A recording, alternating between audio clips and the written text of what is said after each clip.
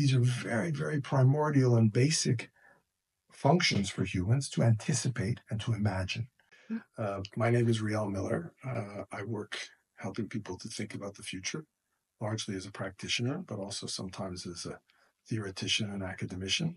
And I'm very glad to be here.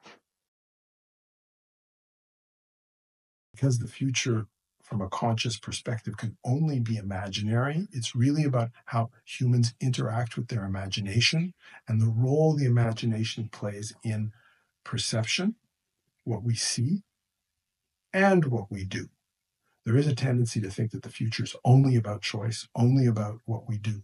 But actually, the future plays an immense role in shaping, informing, inspiring our perception of the present, just what we see, what we're able to see. The observation is that we live in a time of futures illiteracy. And in the case of the future, what you notice is that for the most part, people don't really think about the future. They kind of take it for granted, and they don't really have the capacity. They haven't practiced, they haven't exercised the muscle that allows them to continuously invent and imagine new futures.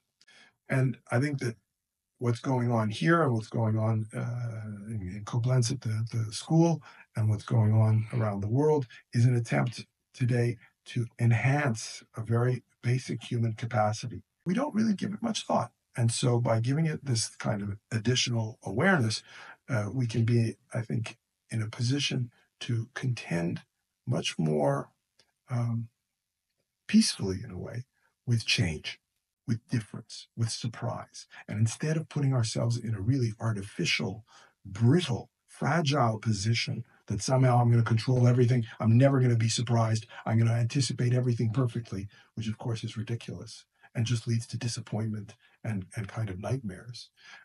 We become much more comfortable with change and difference in all its forms.